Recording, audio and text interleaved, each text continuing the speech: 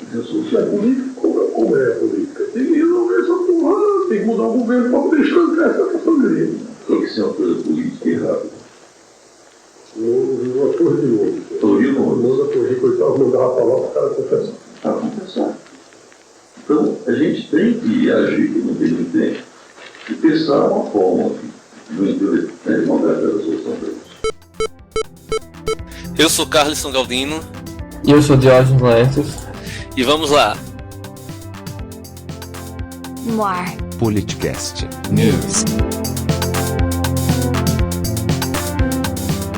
Já passou muito tempo desde o último Politicast News que a gente gravou, que a gente publicou, e muita coisa aconteceu de lá pra cá. A gente vai fazer uma retrospectiva rápida antes de entrar nas notícias mais recentes. Eu acho que primeiro, muito já foi dito sobre boa parte dessa retrospectiva por aí, mas assim, vale a pena dar nossa opinião rápida também, né? Isso aí. Bom, primeiro, o Eduardo Cunha conseguiu finalmente fazer o impeachment passar lá na Câmara. A sessão foi o primeiro tapa na cara do pessoal que defendia o impeachment, achando que isso aí era para afastar uma presidenta que agia de forma irregular, que era uma forma de moralizar o país. Isso aí foi um belo tapa na cara. Inclusive a imprensa internacional ficou chocada com a qualidade dos votos dos nossos deputados federais.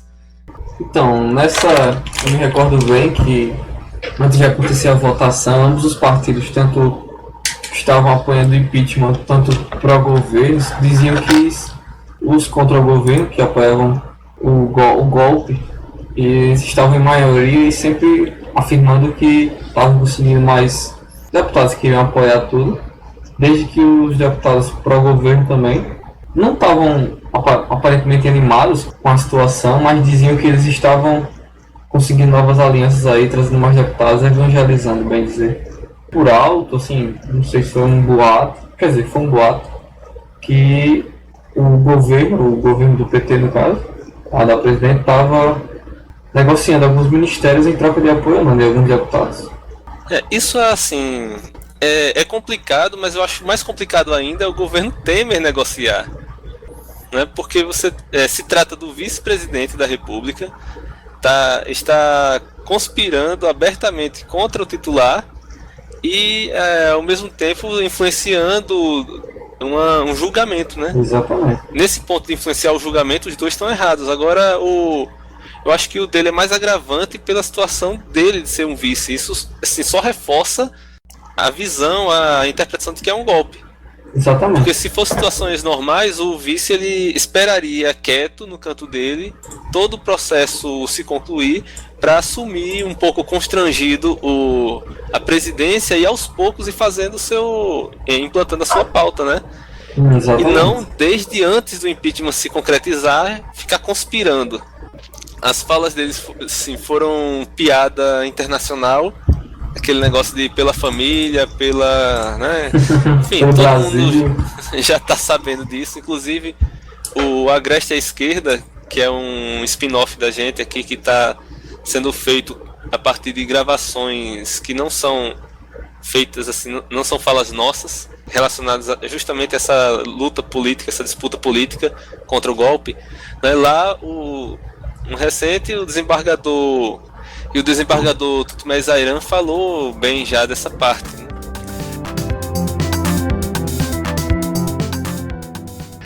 Bom, aí logo em seguida aconteceu o afastamento de Eduardo Cunha.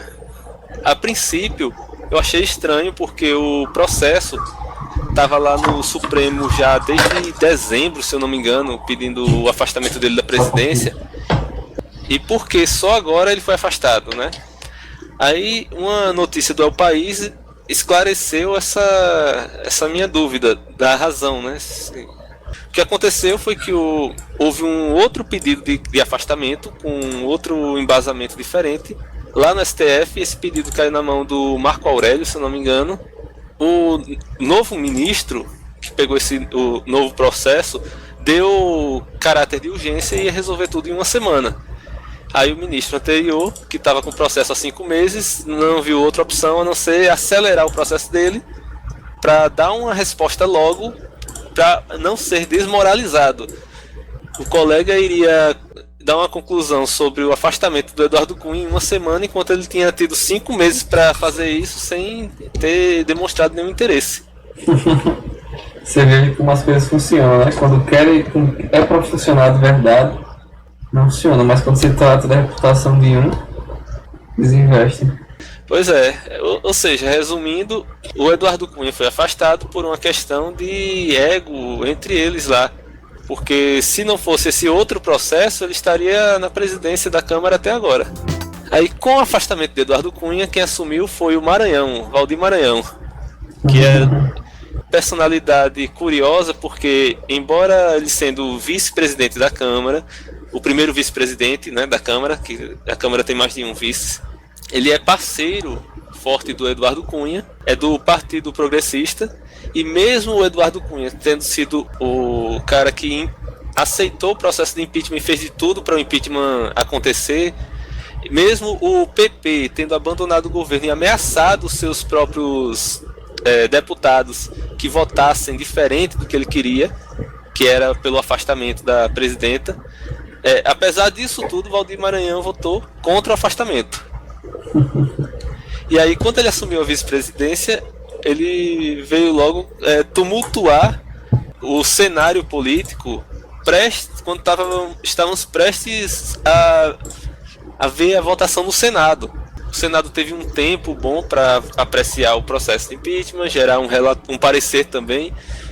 E aí, perto de isso ser levado à votação, o Valdir Maranhão vem com a decisão de anular a votação da Câmara, que era atendendo a um pedido que tinha sido feito já há um bocado de tempo, que alegava que o impeachment não poderia ser votado com orientação de partidos.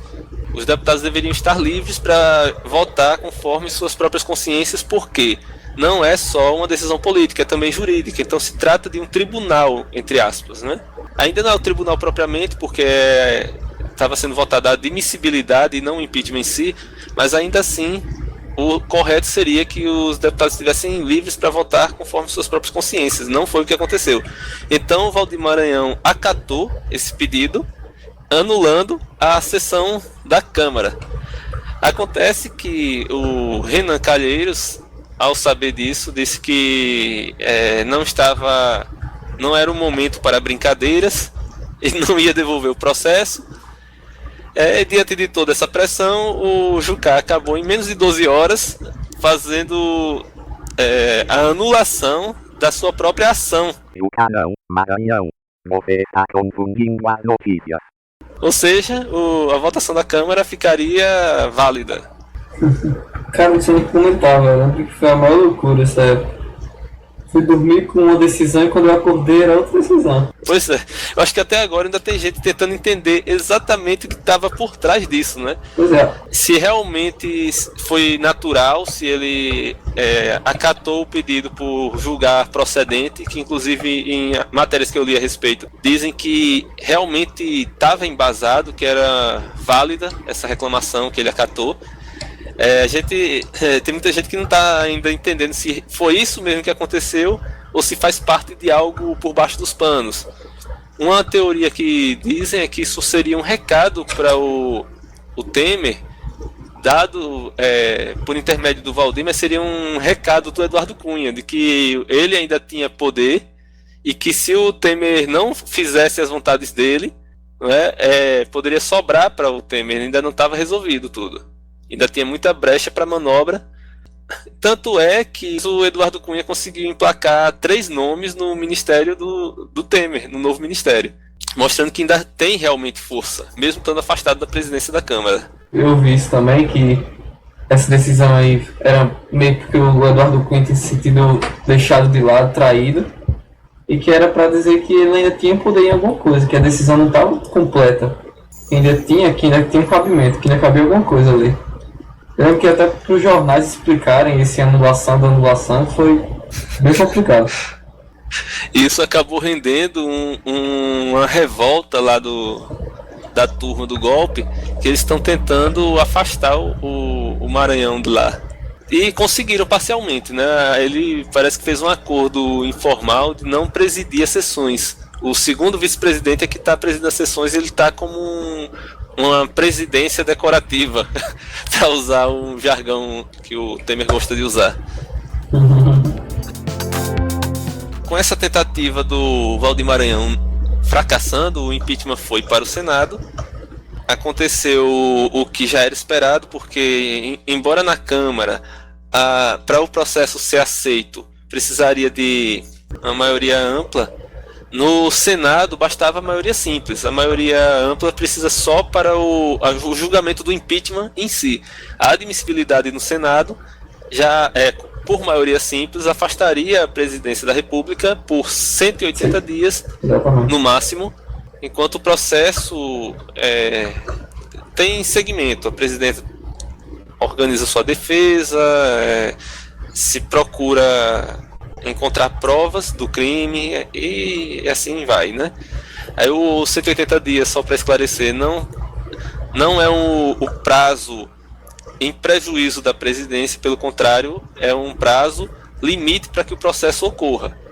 Se o processo não for votado, o impeachment propriamente não for votado dentro de 180 dias, a presidência é devolvida para quem está afastado, quem estava afastado pelo processo. Isso é um prazo limite. E como é interesse do pessoal afastá-la, é difícil que eles queiram chegar nesse prazo. Eles provavelmente, no máximo em 5 meses, vão querer votar. Vão apressar a situação aí e, como fizeram, vão convocar sessões extras. Mas aí, lá no Senado, os senadores se pronunciaram, falaram, né, um dia inteiro eles falando. A votação em si, eu gostei bastante da forma como o Renan conduziu. Primeiro, enquanto Eduardo Cunha fez questão de votar pela admissibilidade do processo de impeachment, o Renan se privou de votar pelo fato de ele presidir a sessão, que, a meu ver, era a postura correta, né? Você, como presidente da sessão, deveria se abster e votar apenas em empate, né? Voto de qualidade, como chamam. Exatamente. Ele, desde o começo, tentou um acordo com os senadores de que o tempo de fala de todos os senadores ia ser o mesmo e que não seria mudada a norma, porque, nas regras do Senado, a qualquer momento, algum senador pode solicitar que seja mudada a norma lá da sessão para encurtar os pronunciamentos por conta do avançado da sessão.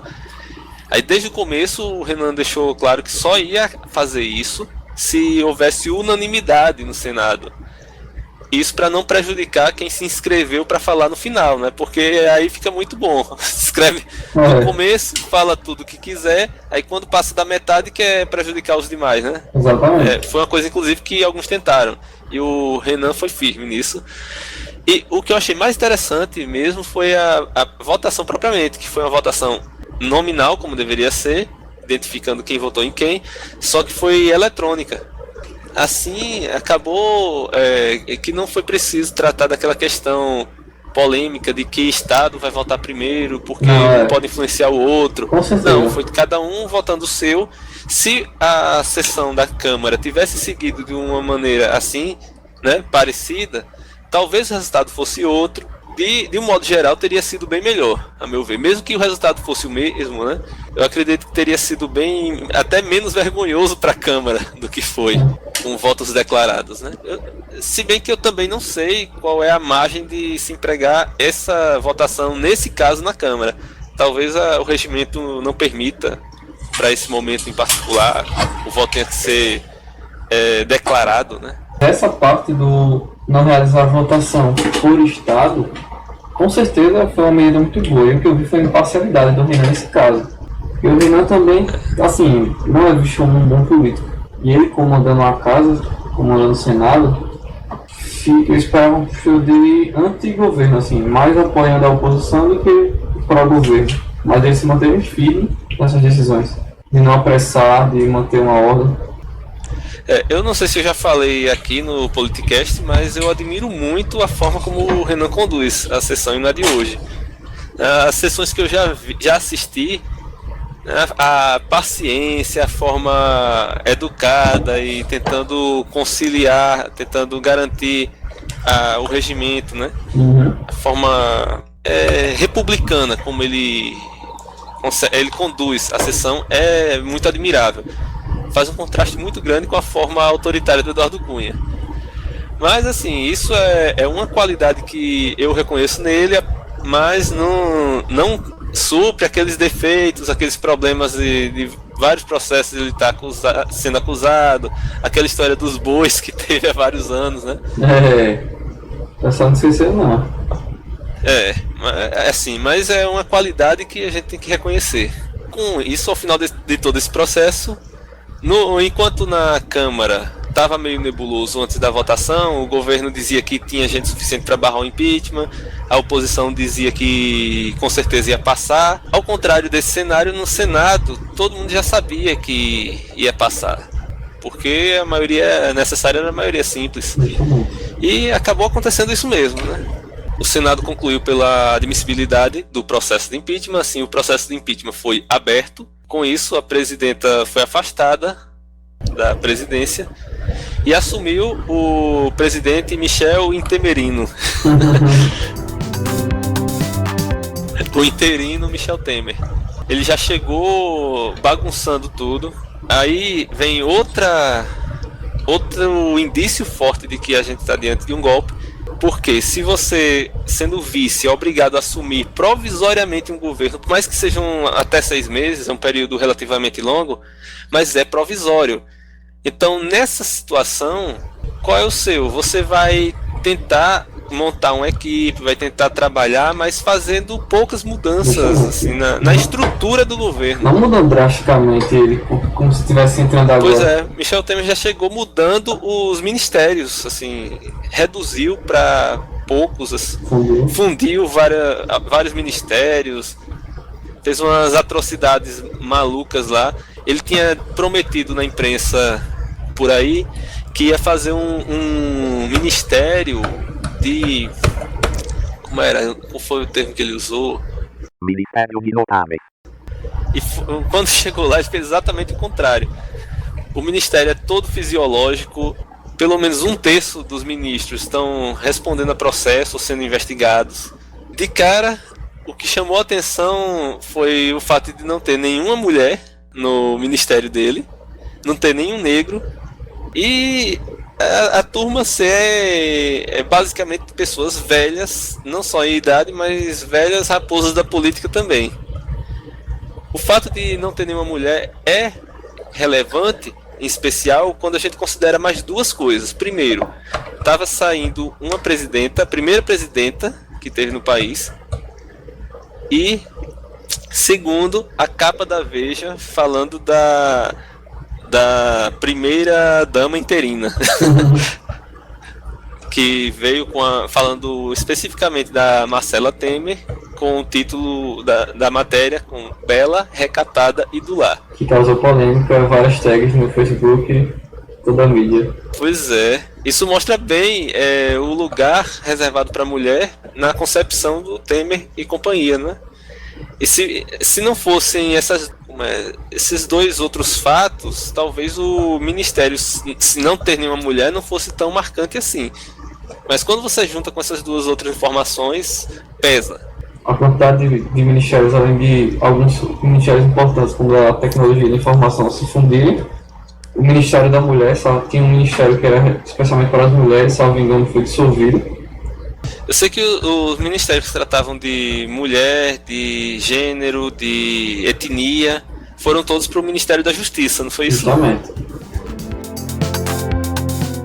E o ministro da Justiça é o Alessandro, que eu esqueci o sobrenome dele, mas ele é aquele cara que era o secretário de Segurança Pública de São Paulo. O nome do novo ministro é Alexandre de Moraes. Que mandou a polícia bater em estudante de 12 anos, mandou a polícia bater em jornalistas que estavam cobrindo manifestações de ocupação do movimento Passe Livre. Esse cara que, depois dessas atrocidades, com a imprensa reclamando, ele foi dar um pronunciamento dizendo que as ordens dele é porque ele queria defender os direitos de outras pessoas, direito de ir e vir, essas coisas que eram mais importantes, porque pesam o direito contra o outro, que não podem ser suprimidos, e que as atitudes dele tinham uma aprovação da população. Então esse cara que não se constrange de botar a polícia para agir de forma violenta, desnecessariamente violenta, é o novo ministro da Justiça. Inclusive, São Paulo, salvo engano, lidera o ranking de homicídio de negros pela própria polícia. A polícia é que nem no filme Tropa de Elite, que ele abordou uma realidade que não existia, segundo ele, mas que ele falou que a polícia é uma das que mais matavam. Não, a Anistia Internacional chegou a dizer que há um genocídio negro no Brasil. Caramba, lindo para o papel do Brasil isso. Tal é o nível de homicídios que a população negra das periferias sofre. Aí esse cara assume o Ministério da Justiça, que assimilou as atribuições do Ministério que tratava das questões étnicas. Ou seja, estamos lascados. Pois é. Além disso, o ministro de Ciência e Tecnologia, que você falou agora há pouco, ele também é um criacionista, pelo menos foi o que disse o New York Times, satirizando, né, dizendo que um criacionista agora é o ministro de ciência do país. Bem interessante isso aí. Pois é. O que causou muita polêmica, e a gente acaba tendo mais proximidade por conta de a gente ter um vínculo forte com a universidade, né, com a área acadêmica, foi a fusão do Ministério da Educação com o Ministério da Cultura. Aí com isso o Ministério da Cultura passaria a ser uma secretaria do Ministério da Educação. Não sei quem foi que disse que para o Temer que isso seria uma boa ideia. Não faz muito sentido, talvez isso tenha acontecido por conta do posicionamento da classe artística de modo geral contra o golpe. Talvez tenha sido um ato de retaliação. Possivelmente, né? Já que a classe artística teve muita participação em protestos, tanto no Brasil, no próprio território, como internacionalmente.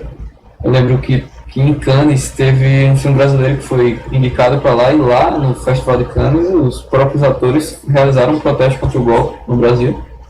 Foi o Aquarium. Exatamente. Foi uma matéria internacionalmente. Pois é. Aí talvez tenha sido retaliação, até porque saiu uma notícia lá de que ele exonerou um garçom do palácio, que já era uma figura folclórica praticamente por lá, assim, já de muito tempo que está lá, acusando de ser petista demais, entre aspas. Então, né, uma pessoa que faz isso mostra como é mesquinho, como persegue. Então é bem possível que tenha sido nessa intenção de fazer uma retaliação por conta dos protestos. Só que não tem como dar muito certo isso, porque a educação é uma pasta que puxa muito, assim, exige muito recursos, demanda muito recurso. Geralmente tem recursos suficientes para que se dê conta dos projetos, para que funcione de maneira adequada, tanto a educação quanto a saúde, né? Aí você colocar uma pauta de cultura sob o guarda-chuva da educação, o que acabaria acontecendo é que para a cultura não ia sobrar muita coisa. Uma das vantagens do status de ministério é que o orçamento é separado para o ministério inteiro, né? Pode falar, não tenho que opinar sobre isso não tenho muito conhecimento não. Bom, isso aí é o que eu acho também, não tenho muita certeza. Mas aí teve muito protesto pelo país, teve o Ocupa Mink, né? E acabou que o Michel Temer recuou nisso e já deu uma portaria lá no Diário Oficial recriando o Ministério da Cultura. Toda essa confusão fez com que o PDT entrasse no STF com um pedido de intervenção na administração Temer, justamente por conta de o Temer ter feito essa reforma ministerial, que pelo fato de ele ser um presidente interino, não faz muito sentido ele querer fazer isso nesse momento, né? Bom, a Globo, em denúncia do Diário do Centro do Mundo, está já aparelhando o governo interino. E aí faz sentido se a gente considerar o apoio que eles deram à causa do golpe. Então eles não iam fazer isso de graça, iam querer alguma coisa em troca.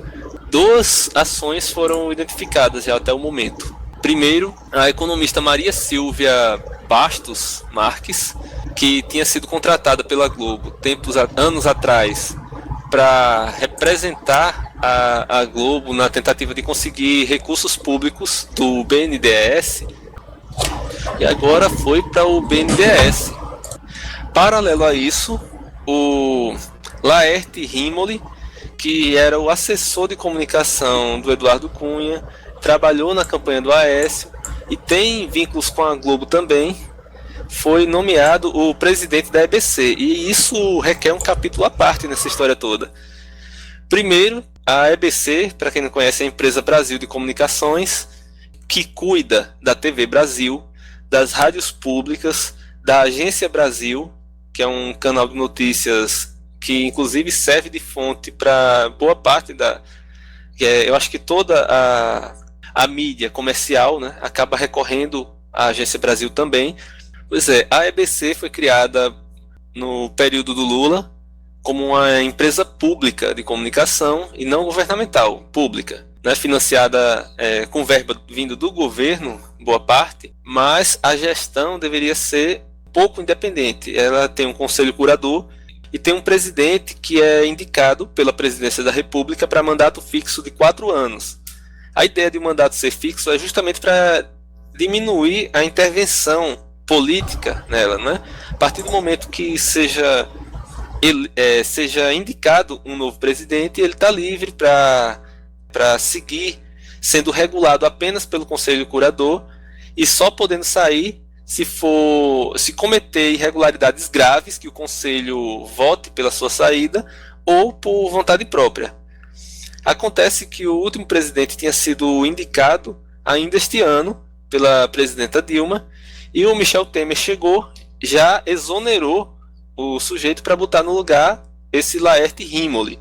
O Laerte já chegou na posse dizendo que ia devolver a EBC para a população, para a sociedade, e aí ele já dava uma ideia de para onde ele queria ir, né, de onde ele queria chegar. A TV Brasil, ela tem feito cobertura durante o ano passado e até alguns meses atrás de todo o processo do impeachment de uma forma imparcial, mostrando quando tem protestos na rua a favor do impeachment, ela mostrava os protestos, quando tinha contra, ela mostrava também, sempre tentando mostrar os dois lados, com comentaristas que são cientistas políticos falando sobre, fazendo análises dos protestos. E só no final desse processo todos foi que os jornais da TV Brasil adotaram o tom de que era um golpe, embora os comentaristas, alguns já dissessem que consideravam um golpe. Isso foi se construindo, essa conclusão, com base em tudo que estava acontecendo. Não é uma conclusão gratuita, é fácil a gente chegar na mesma conclusão quando a gente vê todos os indícios, vê a construção do raciocínio, vê os dois lados, o que cada um alega estar defendendo, acaba sendo fácil a gente chegar nessa conclusão. O que acontece é que na TV aberta, a única emissora que eu conheço que tinha uma postura que quebrava a narrativa da Globo e companhia, da Globo e seus amigos, era justamente a TV Brasil. Então, colocando um aliado de Eduardo Cunha e da Rede Globo para comandar a TV Brasil, eles conseguiriam neutralizar essa visão diferente dos fatos para ir fortalecer a narrativa da Globo e transformar a narrativa da Globo em narrativa única, pelo menos na televisão. Infelizmente, é o que eles aparentemente estão conseguindo. Eu que acompanho o Repórter Brasil desde o ano passado e tenho gostado muito dele, assim, desde então, desde que comecei a acompanhar, notei já com alguma estranheza uma mudança de foco deles, uma mudança na forma como as notícias são tratadas, como a pauta das notícias é construída, minimizando notícias que seriam importantes para dar espaço para coisas irrelevantes, né, que é uma das táticas que se usa de manipulação, desde sábado passado. Pelo menos eu tenho notado desde sábado passado. Isso inclui a substituição dos âncoras, que tradicionalmente apresentavam, que eram Guilherme e Catiúcia, e a pauta em si. Tanto é que o vazamento que teve, que a gente vai falar daqui a pouco, do Jucá, eles deram pouquíssima atenção, eles não falaram o que a Dilma achou disso, não falaram opinião não fizeram análise crítica pelos comentaristas políticos que tem lá na TV Brasil, que são muito bons, eles não falaram da situação, uma denúncia que é catastrófica para o governo Temer, eles passaram rapidamente lá. E eu estou bem decepcionado com isso, porque é um atentado contra o nosso direito de se informar, que a TV pública ela existe justamente para isso, para garantir uma pluralidade de visões, para garantir um contraponto ao que as outras emissoras fazem, e isso está sendo negado por essa gestão ilegítima do governo interino. Isso aí. Curiosidade é que esse tipo de coisa já aconteceu na TV Cultura. Só esse ano que eu fui pesquisar e entender melhor isso, né? Que a TV Cultura passou por um processo desse tipo. O conselho dela tem muita gente com cadeira fixa, assim, que não é eletiva e não é ligada à sociedade em si. Ela tem um jornal terceirizado, que é o TV Folha, que passa, aí você tem uma TV que se coloca como TV pública e terceiriza um jornal para um grupo como o Grupo Folha. O Roda Viva, que é um programa muito conhecido e antigo da TV Cultura, há muito tempo que ele é coordenado por um dos colunistas da revista Veja. Isso porque a TV Cultura é gerida pela Fundação Padre Anchieta, que fica em São Paulo, e é muito vulnerável ao governo do estado de lá. E o governo do estado, como nós sabemos, já há 20 anos que pertence aos tucanos. Esse desmanche, aparentemente eles estão querendo essa transformação de TV pública em TV governamental, estão querendo implementar na TV Brasil. Por enquanto, eu acredito que os programas de entrevista não devem estar tão afetados assim, porque eles devem ter uma certa autonomia, mas o Repórter Brasil, que é o jornal deles, pelo menos a impressão que eu tenho é que já está condenado. Então, apesar dessa TV ter esse foco público e apesar de não ter uma audiência tão grande como as outras que não são como contexto público, como a Globo e as suas amigas, como você disse, a TV Brasil tem um papel importante, porque eu já não presenciei, mas assisti alguns debates sobre eles sempre levavam em conta as duas partes, tanto os pró-governo contra os contra, forneciam debates e tal. Eles tinham uma política bem aberta com relação a isso, que era bem interessante de acompanhar. Você saía daquele único fluxo que eram os jornais de outras emissoras. E é triste ver o que está acontecendo com ela, porque afinal, se a própria TV Brasil já está passando por esse comando todo aí, está tendo toda essa reviravolta, quem dirá das outras que são geridas pela iniciativa privada? E faltou falar, quando a gente falou de educação e cultura, que o ministro da educação é o Mendonça Filho, do DEM, que é um partido que já se posicionou contra a ProUni, contra o sistema de cotas, contra várias coisas que acontecem na educação, né, que foram benefícios do governo petista para a educação. Que apesar de a nossa educação ter piorado em qualidade, ela é inegável o quanto ela cresceu em abrangência, né, em alcance, em acesso para a população. Pois é, esse cara é o novo ministro da Educação. Recebeu a visita de Frota nesses últimos dias de um grupo chamado Revoltados Online, que segundo eles mesmos ajudaram com petições contra o governo a favor do impeachment da presidenta.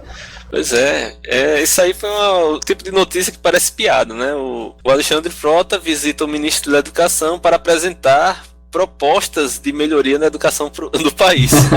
Engraçados comentários, que o pessoal falava muito de educação, só se for educação sexual. Afinal, o Alexandre Frota... Só que muito pelo contrário, né? Infelizmente, a proposta que eles foram apresentar lá é o que estão chamando de projeto Escola Sem Partido, que é um projeto parecido com aquele que foi implantado aqui em Alagoas. Exatamente. Que aqui em Alagoas é o Escola Livre. Se vocês não sabem do que se trata, eu acredito que nos agrestes da esquerda da palestra do desembargador Tutimés Ayran, acaba se falando um pouco disso, principalmente a segunda parte, que é do episódio 3.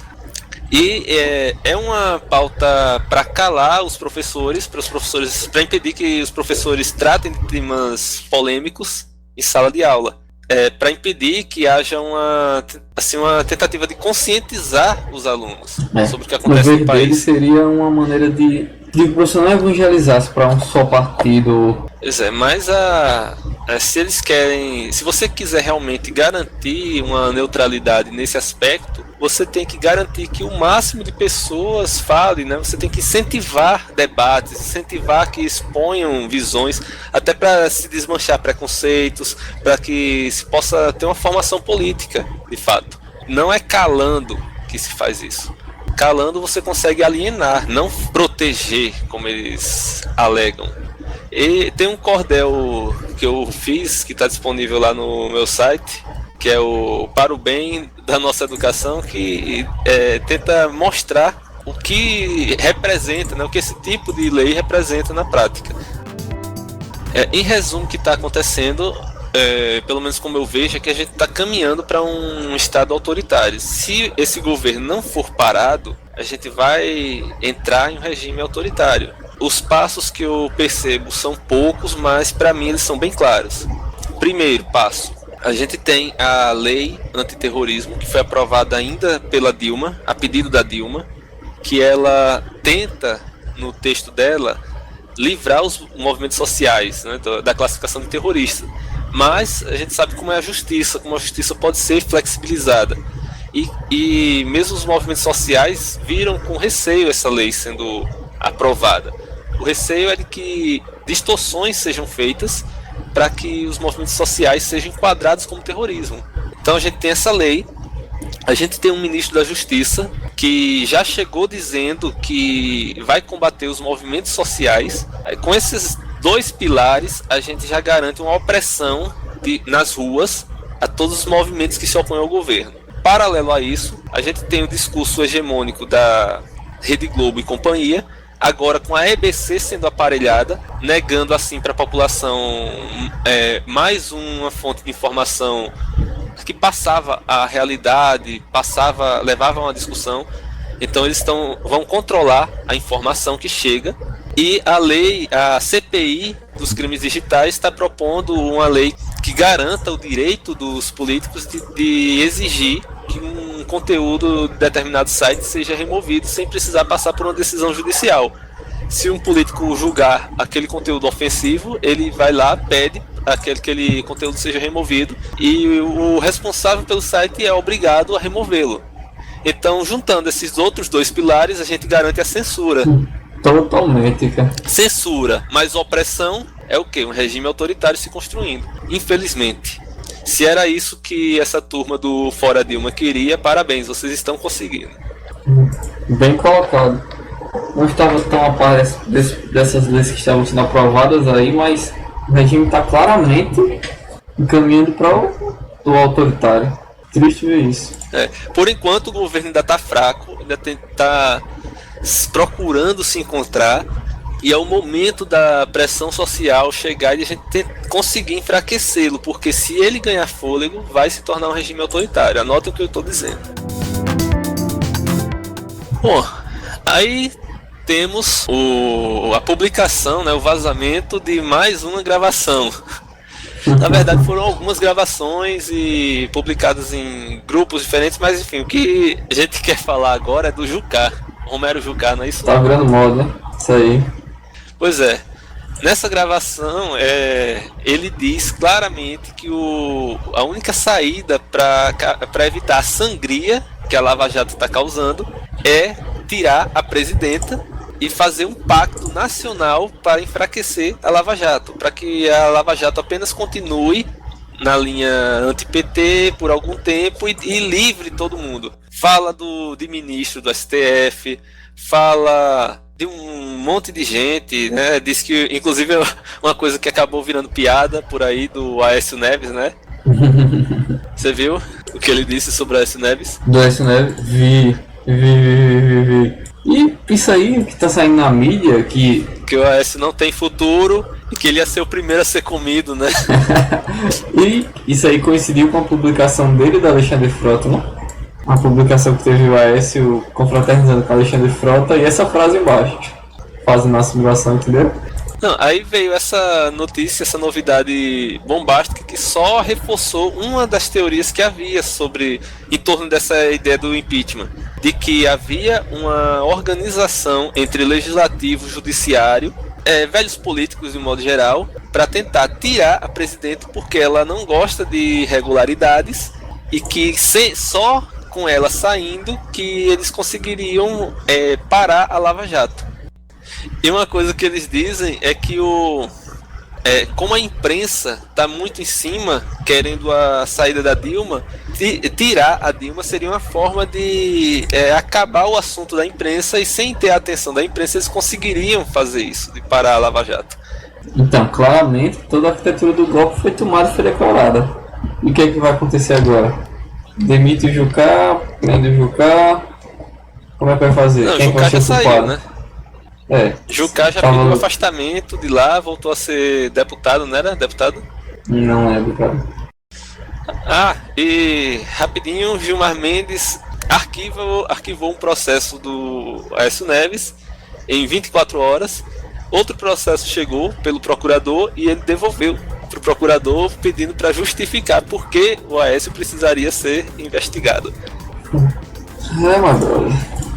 Claramente estão se livrando das provas. Bom, é isso aí.